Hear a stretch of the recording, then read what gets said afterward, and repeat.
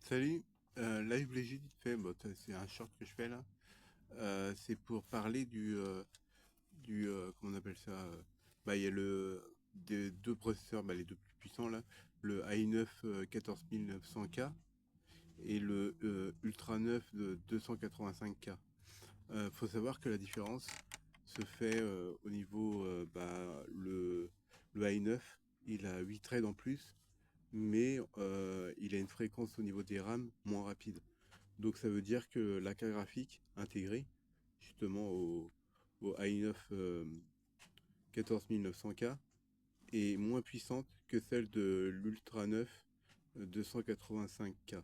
Pourquoi? Parce elle a des RAM beaucoup plus rapides. Ils sont en 640 Hz. Donc la carte graphique de l'Ultra 9 est intégrée et plus puissante. Et en plus, bah, il y a d'un côté, certes, tu perds 8 threads, mais tu gagnes les 8 tops pour l'intelligence artificielle et tu gagnes aussi des fréquences au niveau de la RAM avec le Ultra 9.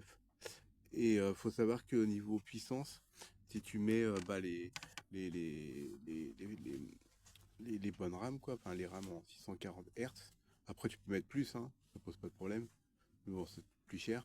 Mais disons, imagine, tu mets les 640 watts, enfin les 640 MHz sur l'Ultra 9, bah, en termes de puissance graphique, tu as l'équivalent entre une 1050 et une 1050 Ti. On va dire un peu plus que ça se rapproche plus d'une 1050 Ti. Donc c'est pour dire à quel point la carte graphique intégrée de l'Ultra 9 est intéressante. Donc même si vous n'avez pas de carte graphique, imaginons que vous achetez tous vos PC complets, sans carte graphique, le temps d'acheter justement une carte graphique par la suite, parce que bah, tout le monde ne peut pas sortir 3500 euros ou 3000 euros en une fois, bah, vous avez au moins une carte graphique de 1050 Ti. Et avec une 1050 Ti, vous pouvez jouer quand même à quelques jeux. Donc voilà, c'est ce que j'avais à dire. Et, euh, et par contre, le seul inconvénient, c'est que bah, c'est des RAM de 48 Go. C'est dommage qu'on peut pas aller jusqu'à 256 Go, c'est limité à 192 Go de RAM. Mais bon, faut 4 fois 48 Go pour arriver à 192 Go, quoi. Donc voilà, donc faut mettre les fréquences les plus hautes pour avoir des meilleurs graphismes avec l'Ultra 9. Donc voilà, je fais des potos, tchuss.